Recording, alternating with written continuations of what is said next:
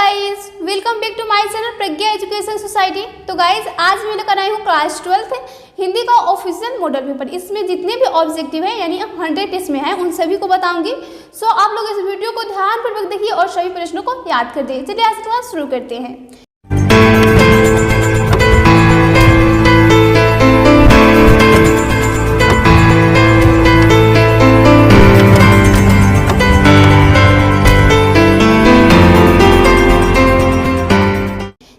इसमें पहला प्रश्न क्या है? इसमें पहला प्रश्न है, लेखक बालकृष्ण भट्ट का 2 खंडों में एक निबंध संग्रह प्रकाशित है, उसका नाम क्या है? बताना है। लेखक बालकृष्ण भट्ट, आप जानते हैं बातचीत जो निबंध है उसके लेखक है। तो लेखक बालकृष्ण भट्ट जी का जो है 2 खंडों में एक निबंध जो है वह प्रकाशित है, तो उसका नाम क्या है बताना है। तो उसका नाम है भट्ट निबंध माला। ऑप्शन नंबर आपका सी राइट होगा। क्या नाम है? भट्ट निबंध माला। ऑप्शन नंबर सी करेक्ट होगा। अगला प्रश्न है, सुखमय जीवन किस लेखक की रचना है? बताना है। सुखमय जीवन किस लेखक की रचना है? सुखमय जीवन किस लेखक की रचना है? तो रचना है, उसने कहा था जो लिखे हैं यानी चंद्रशेखर शर्मा गुलेरी, उनकी रचना है सुखमय जीवन। ऑप्शन नंबर बी करेक्ट होगा। फिर देखिए अगला प्रश्न क्या है, लाना सिंह को गोली कहाँ लगी थी? लाना सिंह जो कि उसने कहा था चैप्टर का एक मेन किरदार है उसका, तो उसने कहा जो लाना सिंह है तो उनकी गोली लगी थी अंत में। जब आप पढ़े होंगे कहानी तो अंत में गोली लगी थी यानी उनकी मृत्यु हो गई। तो कहाँ लगी थी? क्या सिर में लगी थी या फिर हाथ में लगी थी या जांघ में या पेट में? तो उनकी जांघा पर गोली लगी थी। ऑप्शन नंबर सी राइट होगा, जांघ में। ओके, फिर देखिए अगला प्रश्न क्या है, जयप्रकाश नारायण शिक्षा प्राप्ति के लिए अमेरिका कब गए? जयप्रकाश नारायण जी जो संपूर्ण क्रांति के लेखक है वो शिक्षा प्राप्ति के लिए अमेरिका गए थे, शिक्षा के लिए मतलब हायर स्टडी करने के लिए। तो वो कब गए थे? तो 1922 ईस्वी में गए थे। ऑप्शन नंबर डी राइट का 1922 ईस्वी में। अगला प्रश्न है, जयप्रकाश नारायण ने राजनीति में करप्शन का कारण किसे बताया है? जयप्रकाश नारायण ने राजनीति में करप्शन का कारण किसे बताया है? तो उन्होंने करप्शन का कारण बताया है चुनाव का खर्चा। चुनाव में जो अंधाधुंध खर्चा होता है मतलब उसका कोई लेखा जोखा नहीं है, तो उसको बताया है। ऑप्शन नंबर ए राइट होगा। अगला प्रश्न है, रामधारी सिंह दिनकर की पहली कविता किस वर्ष प्रकाशित हुई? रामधारी सिंह दिनकर जो कि अनारीश्वर शीर्षक पाठ के लेखक है, तो उनकी जो कविता थी पहली वो कब प्रकाशित हुई? तो 1925 इसमें प्रकाशित हुई थी। ऑप्शन नंबर बी राइट होगा। फिर देखिए अगला प्रश्न क्या है, जैन धर्म का वह संप्रदाय जो वस्त्रहीन जीवनचर्या स्वीकार करता है उसे क्या आप कहते हैं? जैन धर्म का वह संप्रदाय जो वस्त्रविहीन जीवनचर्या स्वीकार करते हैं उसे हम बोलते हैं Digambar. Digambar. Option number C right होगा। अगला प्रश्न है, शेखर एक जीवनी नामक उपन्यास कितने भागों में लिखा गया है? शेखर एक जीवनी नामक उपन्यास कितने भागों में लिखा गया है? जो एक शेखर एक जीवनी है यह क्या अज्ञेय की रचना है, तो यह एक प्रकार का उपन्यास है, तो कितने भागों में लिखा गया है ये बताना है। तो वह 2 भागों में लिखा गया। Okay, option number D right होगा। अगला प्रश्न है, लेखक जिनेंद्र कुमार की रचना त्यागपत्र का अंग्रेजी अनुवाद किसने किया था? लेखक जिनेंद्र कुमार की रचना जो त्यागपत्र है उसको अंग्रेजी में कन्वर्ट किसने किया था ये बताना है। तो वो किए थे जो रोज कहानी के लेखक है कौन? तो सच्चिदानंद हीरानंद वात्स्यन यानी अज्ञेय। ऑप्शन नंबर आपका सी राइट होगा, अज्ञेय जी।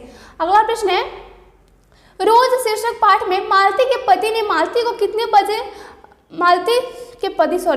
रोज शीर्षक पाठ में मालती के जो पिताजी थे तो उन्होंने मालती को कितने पेज रोज पढ़ने को कहा था? तो उन्होंने रोज मालती को कहा था, एक बुक दिया था और रोज बोला था कि इसमें से 20-20 पेज पढ़ना है। ऑप्शन नंबर डी राइट होगा। अगला प्रश्न है, लाला लाजपत राय के सहयोगी कौन थे? लाला लाजपत राय के सहयोगी कौन थे ये बताना है। तो उनके सहयोगी थे भगत सिंह के पिता और चाचा। भगत सिंह के पिता और चाचा उनके सहयोगी थे लाला लाजपत राय के। अगला प्रश्न है, साम्यवाद के जन्मदाता कौन थे? साम्यवाद के जन्मदाता थे Karl Marx. Option number B right होगा, कार्ल मार्क्स।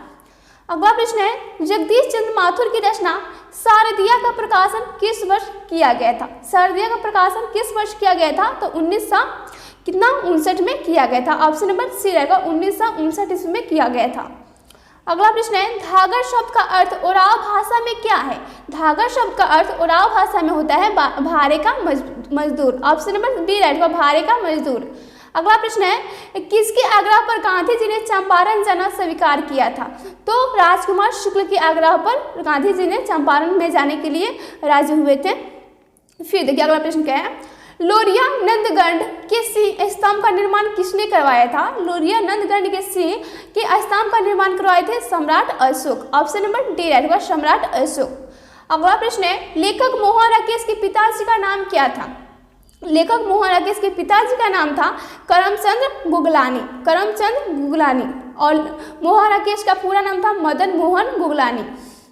फिर देखिए अगला प्रश्न क्या है, लेखक मोहन राकेश किस युग के प्रमुख कथाकार एवं नाटककार थे? तो उन्होंने वो थे आपका 20वीं सदी के उत्तरवर्ती युग के प्रमुख नाटककार थे। ओके, ऑप्शन आपका सॉरी डी सी राइट होगा, क्या 20वीं सदी के उत्तरवर्ती युग के थे क्या प्रमुख कथाकार और नाटककार? ऑप्शन नंबर सी राइट होगा।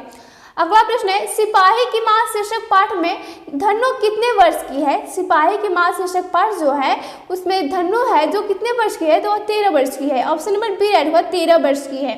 अगला प्रश्न है, 1959 ईस्वी से लेकर 1960 ईस्वी में नामवर सिंह किस विश्वविद्यालय में असिस्टेंट प्रोफेसर पर थे? तो वो सागर विश्वविद्यालय में थे। ऑप्शन नंबर सी राइट होगा, सागर विश्वविद्यालय में।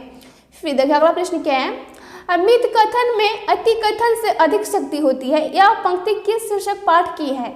मित कथन में अति कथन से अधिक शक्ति होती है, यह पंक्ति जो है किस पाठ से लिया गया है ये बताना है। तो इसका राइट आंसर हो जाएगा ऑप्शन नंबर डी, प्रगीत और समाज से, जो कि नामवर सिंह लिखे हैं उस चैप्टर से लिया गया है। अगला प्रश्न है, लेखक ओम प्रकाश वाल्मीकि को जयश्री सम्मान से कब सम्मानित किया गया था? तो 1996 ईस्वी में सम्मानित किया गया था। ऑप्शन नंबर ए राइट होगा, ऑप्शन नंबर ए 1996। अगला प्रश्न है, हंसते हुए मेरा अकेलापन शीर्षक पाठ के अनुसार सुरक्षा कहाँ है? तो सूरज की रोशनी में है। ऑप्शन नंबर सी रहेगा, सूरज की रोशनी में है। अगला प्रश्न है, अनेक धारावाहिकों और टीवी फिल्मों के स्क्रीन निम्न में से किसने लिखा है?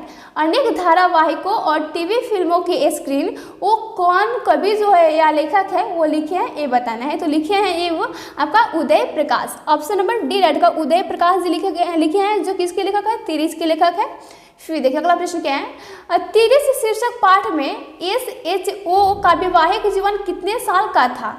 तो उनका वैवाहिक जीवन था 13 साल का। ऑप्शन नंबर ए राइट होगा। ओके, फिर देखिए अगला प्रश्न क्या है, निम्न में से कौन पारंपरिक शिक्षा प्रणाली से असंतुष्ट थे? निम्नलिखित में से कौन जो है वो यहाँ पर पारंपरिक होगा, पारंपरिक जो शिक्षा प्रणाली है उससे असंतुष्ट थे। तो इसमें आपका जो हिंदी चैप्टर है तो उसमें शिक्षा चैप्टर कौन लिखे हैं? जिद्दू कृष्णमूर्ति यानी जे कृष्णमूर्ति। तो वही असंतुष्ट थे, जो मतलब आज की शिक्षा है उससे वो असंतुष्ट थे। ऑप्शन नंबर बी राइट होगा। फिर देखिए अगला प्रश्न क्या है, आ ई उ यह क्या है ये बताना है। ये जो दिया गया है आ ई उ यह क्या है? तो यह है दीर्घ स्वर। मतलब ये स्वर वर्ण तो है बट स्वर वर्ण में क्या दो प्रकार के होते हैं ना, स्वर वर्ण, हर्ष स्वर, दीर्घ स्वर। तो ये है आपका ज़्यादा टाइम लगना ना, आ ई उ, तो ये आपका होगा दीर्घ स्वर। ऑप्शन नंबर सी रहेगा, दीर्घ स्वर है। अगला प्रश्न है, मुक्ताक्षर की अंतिम ध्वनि क्या होती है? मुक्ताक्षर की जो अंतिम ध्वनि होती है वो क्या होती है? तो मुक्ताक्षर की अंतिम ध्वनि होती है अ, मतलब सॉरी स्वर वर्ण, मतलब कोई स्वर वर्ण होता है, जैसे कि हम कुछ बोलते हैं तो अ आ जाता है। ऑप्शन नंबर डी राइट होगा, स्वर वर्ण होता है। ओके, फिर देखिए अगला प्रश्न क्या है, आविष्कार का संधि विच्छेद क्या होगा? आविष्कार का संधि विच्छेद होगा आवि, यहाँ पर होगा आपका विसर्ग प्लस कार, आवि जोड़ car. Option number A right होगा। अगला प्रश्न है, अनुस्वार की ध्वनि प्रकट करने के लिए, अनुस्वार की ध्वनि प्रकट करने के लिए लिपि चिन्ह के ऊपर क्या लगाया जाता है? लिपि चिन्ह के ऊपर क्या लगाया जाता है ये बताना है। अनुस्वार की ध्वनि को प्रकट करने के लिए लिपि चिन्ह के ऊपर क्या लगाया जाता है? तो एक बिंदु हम लगाते हैं ना, बिंदु लगाया जाता है। ऑप्शन नंबर बी राइट का, बिंदु। फिर देखिए अगला प्रश्न क्या है, और ठ का उच्चारण स्थान क्या है? ठ का उच्चारण स्थान क्या है? तो ठ का उच्चारण स्थान होता है मूर्धा। ऑप्शन नंबर सी राइट का, मूर्धा। अगला प्रश्न है, निम्न में से शुद्ध शब्द कौन सा है? दिया गया है जगन्नाथ, छत्रछाया, श्रीमान, सन्माद। किसमें से शुद्ध शब्द हो जाएगा आपका कौन? सन्माद। सन्माद हो जाएगा शुद्ध शब्द। अगला प्रश्न है, द्वंद्व समास में पदों के बीच कौन चिन्ह लगता है? द्वंद्व समास में पद जो होता है तो उसमें कौन सा चिन्ह लगता है? तो उसमें चिन्ह लगता है योजक चिन्ह, बीच में होता है ना योजक चिन्ह, जैसे माता योजक चिन्ह लगाकर पिता लिखते हैं, दाल रोटी भाई बहन ऐसे लिखता है ना योजक चिन्ह लगाकर। Option number A right. Okay, अगला प्रश्न है, कावेरी नदी कौन सी संज्ञा है? कावेरी नदी, तो कावेरी नदी तो एक ही है। ऑप्शन नंबर क्या होगा? व्यक्तिवाचक संज्ञा है ना। ऑप्शन नंबर सी राइट होगा। अगला प्रश्न है, निर्माण शब्द कौन लिंग है? निर्माण शब्द यह कौन सा लिंग है? तो यह एक हो जाएगा आपका पुल्लिंग है। ऑप्शन नंबर सी पुल्लिंग है, पुल्लिंग। फिर देखिए अगला प्रश्न क्या है, भीख शब्द क्या है? भीख शब्द यह क्या है? क्या तत्सम है, देशज है, विदेशज है या तद्भव है? तो यह भीख जो है यह तद्भव है। ऑप्शन नंबर डी रहेगा तद्भव है। अगला प्रश्न है नाला शब्द का स्त्रीलिंग क्या होगा? नाला का स्त्रीलिंग हो जाएगा नली, यानी नाली। ऑप्शन नंबर ए राइट होगा नाली। अगला प्रश्न है में किस कारक का विभक्ति चिन्ह है? तो अधिकरण जो होता है ना में या पर। ऑप्शन नंबर आपका बी राइट होगा अधिकरण का है। अगला प्रश्न है वाक्यों में क्रिया का फल जिस पर पड़ता है उसे हम क्या बोलते हैं? तो उसे हम बोलते हैं कर्म। क्रिया का फल किस पर पड़ता है? कर्म पर पड़ता है। ऑप्शन नंबर सी राइट हुआ। अगला प्रश्न है छत से उतरी हुई लता किस कारक का उदाहरण है? से है ना यहाँ पर, से अपादान से होता है ना, अपादान से। ऑप्शन नंबर आपका बी राइट होगा अपादान कारक का उदाहरण है। अगला प्रश्न है हिंदी में कुल कितने सर्वनाम है? तो हिंदी में कुल कितना 11 सर्वनाम होता है। हिंदी में 11 होता है। ऑप्शन नंबर सी राइट होगा 11। अगला प्रश्न है जो खाएगा वही जो कमाएगा वही खाएगा, यह किस सर्वनाम का उदाहरण है? जो कमाएगा वही खाएगा, यह किस सर्वनाम का उदाहरण है? तो यह संबंध सर्वनाम का, संबंधवाचक सर्वनाम का उदाहरण है, संबंधवाचक का। अगला प्रश्न है वह लड़का किस विशेषण का उदाहरण? वह लड़का, वह यहाँ पर सर्वनाम का प्रयोग किया गया। वह मतलब नेम के बदले कोई सर्वनाम यहाँ पर वह आया है, तो यह सर्वनामिक विशेषण है। ऑप्शन नंबर ए रहेगा सर्वनामिक विशेषण। अगला प्रश्न है जिस शब्द से किसी काम का करना या होना समझा जाए उसे हम क्या बोलते हैं? जिस शब्द किसी काम को करना या होना समझा जाए उसे हम बोलते हैं क्रिया। ऑप्शन नंबर बी राइट हुआ, उसे हम बोलते हैं क्रिया। अगला प्रश्न है वह खाता है किस काल का? खाता है तो ये तो वर्तमान मतलब क्या हो जाएगा? वर्तमान काल। ऑप्शन नंबर सी रहेगा वर्तमान काल का है। अव्यय के कितने भेद होते हैं? अव्यय के कितने भेद होते हैं? तो अव्यय होते हैं 5 प्रकार के। ऑप्शन नंबर सी रहेगा 5 प्रकार। अगला प्रश्न है रचना अथवा बनावट के अनुसार शब्द के कितने प्रकार होते हैं? रचना या बनावट के अनुसार शब्द के होते हैं 3 प्रकार। कौन कौन? रूढ़, यौगिक, योग रूढ़। ऑप्शन नंबर सी राइट होगा। अगला प्रश्न है शब्दांश कितने प्रकार के होते हैं? शब्दांश कितने प्रकार के होते हैं? शब्दांश 2 प्रकार के होते हैं। ऑप्शन नंबर ए राइट होगा। अगला प्रश्न है निर्वाह शब्द में उपसर्ग है। निर्वाह तो निर यहाँ पर उपसर्ग है निर। ऑप्शन नंबर सी रहेगा निर। उपसर्ग जो पहले लगता है और पड़ता है अंत में। अगला प्रश्न है भिरंत शब्द में प्रत्यय क्या है? भिरंत शब्द में प्रत्यय बताना है, इसमें कौन सा प्रत्यय है? तो इसका राइट आंसर होगा अंत। अंत प्रत्यय इसमें है अंत। फिर देखिए अगला प्रश्न क्या है आनंद शब्द का विशेषण क्या होगा? आनंद का विशेषण हो जाएगा आनंदित। ऑप्शन नंबर ए राइट होगा आनंदित। अगला प्रश्न है जिस समास में अंतिम पद प्रधान होता है उसे कौन सा समास हम बोलते हैं? कौन ऐसा समास है जिसमें अंतिम पद प्रधान होता है? तो उसे हम बोलते हैं तत्पुरुष समास। ऑप्शन नंबर सी तत्पुरुष समास। अगला प्रश्न है धर्मांध कौन सा समास? धर्मांध में यानी यहाँ इसका आप विग्रह कीजिए तो धर्म और अधर्म आ जाएगा, यानी धर्म और अधर्म कौन सा समास होगा? द्वंद्व। ऑप्शन नंबर डी राइट होगा द्वंद्व समास। अगला प्रश्न है ध्यान में मगन साधक, यह किस पदबंध का उदाहरण है? ध्यान में मगन साधक, यहाँ पर क्या बता रहे हैं? देखिए विशेषण बता रहे हैं ना, किस में मगन है वह? तो ध्यान में मगन साधक विशेषण पदबंध होगा। यहाँ पर विशेषता बता रहा है उसका ध्यान में मगन साधक। ऑप्शन नंबर ए राइट होगा। अगला प्रश्न है अर्थ की दृष्टि से वाक्य के कितने भेद होते हैं? अर्थ की दृष्टि से वाक्य के कितने भेद होते हैं ये बताना है, तो इसका राइट आंसर हो जाएगा आपका ऑप्शन नंबर बी 8 होते हैं। फिर देखिए अगला प्रश्न क्या है सूर्योदय होने पर कुहासा जाता रहा, कौन सा वाक्य है? सूर्योदय होने पर कुहासा जाता रहा, यह है आपका संयुक्त वाक्य है, संयुक्त। फिर देखिए अगला प्रश्न क्या है निम्नलिखित में से शुद्ध वाक्य कौन सा है? बताना है शुद्ध वाक्य। ऑप्शन ए है इस बात की कहने में किसी को संकोच ना होगा, उसने निवेदिता शीर्षक कविता लिखी थी, साहित्य और जीवन का अभिन्न संबंध है, वकीलों में कागजात का निरीक्षण किया गया। इसमें से शुद्ध शब्द बताना है, शुद्ध शब्द कौन है? तो इसका राइट आंसर हो जाएगा कि साहित्य और जीवन का एक अभिन्न संबंध होता है। ऑप्शन नंबर सी राइट होगा। ओके फिर देखा अगला प्रश्न क्या है कुबेर शब्द का परिवाची क्या होगा? कुबेर शब्द का परिवाची क्या होता है? कुबेर का परिवाची होता है धन, धन होता है। ऑप्शन नंबर आपका डी धन। फिर देखा अगला प्रश्न क्या है आत्मा शब्द का विलोम क्या होगा? आत्मा शब्द का इसका उल्टा बताना है। आत्मा शब्द का विलोम हो जाएगा आपका क्या?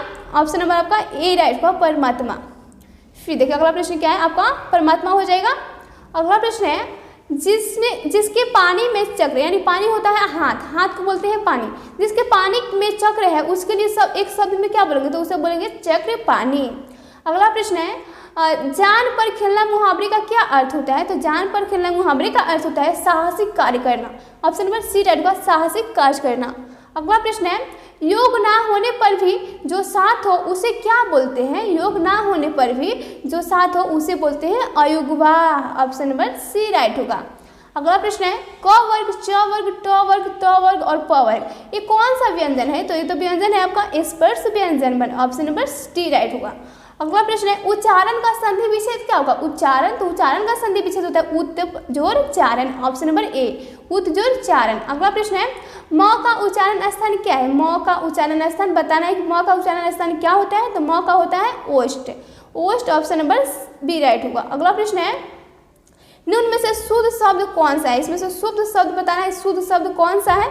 तो इसका राइट आंसर हो जाएगा सी अध्ययन शुद्ध लग रहा है। ऑप्शन नंबर सी अध्ययन जो है शुद्ध शब्द है बिल्कुल। अगला प्रश्न है प्रशांत महासागर कौन सा संज्ञा है? तो ये तो एक ही है प्रशांत महासागर, व्यक्तिवाचक है। Option number D. अगला प्रश्न है लज्जा शब्द कौन सा लिंग है? लज्जा शब्द जो है यह कौन सा लिंग है? यह है आपका स्त्रीलिंग, स्त्रीलिंग है। ऑप्शन नंबर ए राइट होगा स्त्रीलिंग। अगला प्रश्न है जीव शब्द क्या है? जीव जो है यह तत्सम तद्भव देशज विदेशज से क्या है? तो इसका राइट आंसर हो जाएगा ऑप्शन नंबर डी यह विदेशज है। जीव शब्द क्या है ये बताना है। तो जीव शब्द होता है आपका तद्भव है, सॉरी तद्भव है, या जिह्वा जो लिखाता है वो हो जाता है तत्सम, लेकिन जीव लिखा गया तो तद्भव है। अगला प्रश्न है उसने लड़कों को मिठाइयाँ दी, यह किस कारक का उदाहरण? लड़कों को, यहाँ पर को है, उसने लड़कों को मिठाइयाँ दी, यह किस कारक का उदाहरण है ये बताना है। तो यह संप्रदान कारक का है। ऑप्शन नंबर ए राइट होगा। फिर देखिए अगला प्रश्न क्या है उपनिवेश शब्द का विशेषण क्या होगा? उपनिवेश शब्द का विशेषण क्या होगा ये बताना है। उपनिवेश का विशेषण होता है औपनिवेशिक। ऑप्शन नंबर बी औपनिवेशिक। अगला प्रश्न है रस्सी का टुकड़ा शीर्षक पाठ में बटुआ लौटाने वाले को कितने इनाम की घोषणा की गई थी? जो आपका प्रतिपूर्ति चैप्टर दिया गया उसमें रस्सी का टुकड़ा एक कहानी है, तो उसमें बताया जा रहा है कि उसका जो शीर्षक पाठ है तो उसमें बटुआ लौटाने वालों को कितने इनाम की घोषणा दी गई थी? तो इसका राइट आंसर होगा option number C 20 franc. 20 franc इनाम देने की घोषणा की गई थी। ऑप्शन नंबर सी राइट होगा। अगला प्रश्न है कलर की मौत शीर्षक पाठ में कलर का क्या नाम है? तो कलर का नाम है आपका ऑप्शन नंबर डी होगा इवान दमित्र चेरको, इमाम दमित्र चेरको। ऑप्शन नंबर डी राइट होगा। फिर देखिए अगला प्रश्न क्या है आपका फेस्की शीर्षक पाठ में छोटी बच्ची का नाम क्या था? फेस्की शीर्षक पाठ में छोटी बच्ची जो थी उसका नाम था फ्रेंकवा। ऑप्शन नंबर ए राइट होगा। अगला प्रश्न है मलिक मोहम्मद जायसी के गुरु कौन थे? मलिक मोहम्मद जायसी के गुरु का नाम क्या था? तो उनके गुरु का नाम था सूफी संत Mohidi. Option number C right होगा सूफी संत मोहिदी। अगला प्रश्न है मलिक मोहम्मद जायसी कैसे कवि थे? तो कवि थे प्रेम के पीर के। ऑप्शन नंबर ए राइट होगा प्रेम के पीर के कवि थे मलिक मोहम्मद जायसी। अगला प्रश्न है सूरदास के दीक्षा गुरु कौन थे? सूरदास के दीक्षा गुरु कौन थे?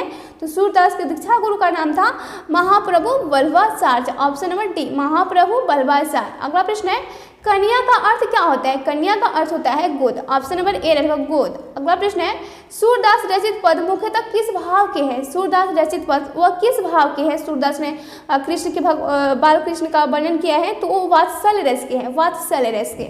अगला प्रश्न है पिता नंद की गोद में बैठकर बालक कृष्ण के भोजन करने का वर्णन सूर्य के किस पद में वर्णित है? क्या उन्होंने दो पद लिखा है? तो प्रथम पद में है या फिर दूसरे पद में है या तीसरे पद में है? तो इसका राइट आंसर हो जाएगा ऑप्शन नंबर सी द्वितीय पद में है, वह द्वितीय पद में है। ऑप्शन नंबर सी राइट होगा। अगला प्रश्न है तुलसीदास का मुंह बोला नाम क्या था? यानी उनके बचपन का नाम था मुंह बोला, यानी जो उनके जन्म हुआ था तो उन्होंने जब रोए तो वो राम बोला, मतलब राम का नाम लिए, तो उनका नाम बचपन का नाम हो गया राम बोला। ऑप्शन नंबर डी राइट होगा राम बोला। फिर देखिए अगला प्रश्न क्या है तुलसीदास के दीक्षा गुरु का नाम क्या था? तुलसीदास के दीक्षा गुरु का नाम था Naraharidas. Option number A right होगा नरहरिदास। नेक्स्ट है रामलला नहशु किस कवि की रचना है? रामलला नहशु यह किस कवि की रचना है? तो यह है आपका तुलसीदास की रचना है। ऑप्शन नंबर बी राइट होगा। अगला प्रश्न है नाभादास से रचित भक्तमाल के 316 छवियों में कितने भक्तों के चरित्र की माला उसमें है ये बताना है। जो नाभादास लिखे हैं तो उसमें भक्तमाल में 316 छवियों में कितने भक्तों की चरित्र माला है? ऑप्शन है 200, 400, 600, 800। तो उसमें आपका ऑप्शन नंबर ए राइट होगा 200। ऑप्शन नंबर 200, क्योंकि देखिए यहाँ पर 316 है तो यहाँ पर 400, 800, 600 कहाँ से होगा? 200 होगा। ऑप्शन नंबर ए राइट होगा। अगला प्रश्न है 6 पंक्तियों के गए पद को क्या बोलते हैं? तो उसे हम बोलते हैं छप्पय। अगला प्रश्न है कवि भूषण का जन्म किस वर्ष हुआ था? कवि भूषण का जन्म किस वर्ष हुआ था ये बताना है। तो उनका जन्म कब हुआ था? तो उनका जन्म हुआ था ऑप्शन नंबर ए राइट होगा 1613 ईस्वी में हुआ था, 1613। अगला प्रश्न है शिवराज भूषण में कितने अलंकारों का निरूपण हुआ है? तो शिवराज भूषण में 105 अलंकार का निरूपण हुआ है, ऑप्शन नंबर बी राइट होगा 105। अगला प्रश्न है करवाल का अर्थ क्या होता है? करवाल का अर्थ होता है तलवार, ऑप्शन नंबर सी राइट होगा तलवार। अगला प्रश्न है जयशंकर प्रसाद रचित एक घूंट नामक नाटक का रचना काल क्या है? जयशंकर प्रसाद ने जो लिखा है एक घूंट, यह जो नाटक है तो वो कब लिखे थे ये बताना है। तो इसका राइट आंसर क्या हो जाएगा आपका? इसका राइट आंसर होगा ऑप्शन नंबर डी, वो 1928 ईस्वी में लिखे थे, 1928 ईस्वी में, ऑप्शन नंबर डी 1928। अगला प्रश्न है कामायनी महाकाव्य की नायिका का नाम क्या था? तो उसका नाम था क्या? Shraddha, option number A Shraddha. Next है कवियत्री सुभद्रा कुमारी चौहान के क्रैस्ट गर्ल्स स्कूल में कौन प्रसिद्ध कवियत्री ने प्रारंभिक शिक्षा प्राप्त की? तो Mahadevi Verma, option number B Mahadevi Verma के साथ कवियत्री सुभद्रा कुमारी चौहान थी, वो दोनों एक साथ पढ़े थी। अगला प्रश्न है फिर भी कोई कुछ ना कर सका, छीन ही गया खिलौना मेरा, मैं असहाय विवश बैठी ही रही, उठ गया छौना मेरा। ये जो लाइन है या कविता या किस कविता से ली गई है? तो बिल्कुल साफ दिखाई दे रहा है पुत्र वियोग कविता से ली गई है, ऑप्शन नंबर बी राइट होगा, जिसकी लेखिका है सुभद्रा कुमारी चौहान। अगला प्रश्न है नाया खून नामक पत्र का संपादन गजानन माधव मुक्तिबोध ने कहाँ से किया था? जो नाया खून का जो पत्र का संपादन मुक्तिबोध ने किया था वो कहाँ से किया था ये बताना है। तो नागपुर से किए थे, नागपुर से, ऑप्शन नंबर सी नागपुर से। अगला प्रश्न है निम्न में से किस कवि ने प्राय लंबी कविताएं ही लिखी थी? तो विनोद क्या हो जाए गजानन माधव मुक्तिबोध ने लिखी थी, वो प्राय लंबी लंबी कविताएं लिखते थे। जन जन का चेहरा एक को लिखे है ना, एक बहुत लंबा है। फिर देखिए अगला प्रश्न क्या है आत्महत्या के विरुद्ध शीर्षक कविता की रचना किसकी है? आत्महत्या के विरुद्ध वो है आपका रघुवीर सहाय की है, रघुवीर सहाय की।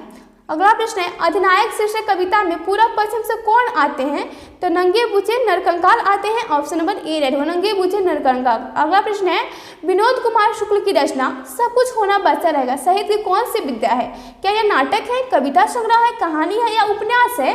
तो इसका राइट आंसर होगा कविता संग्रह है, ऑप्शन नंबर बी कविता संग्रह है। नेक्स्ट है निम्न में से किस कवि को 1992 ईस्वी में रघुवीर सहाय स्मृति पुरस्कार प्राप्त हुआ था? इसमें से बताना है कौन ऐसे कवि है जिन्हें प्राप्त हुआ था। तो इसका राइट आंसर होगा option number C Vinod Kumar Shukla. Vinod Kumar Shukla को प्यारे नन्हे बेटे के लिखे हैं या प्यारे नन्हे बेटे को कविता। फिर देखिए अगला प्रश्न क्या है कवि ज्ञानेंद्र पति द्वारा रचित एक चक्रा नगरी यह क्या है?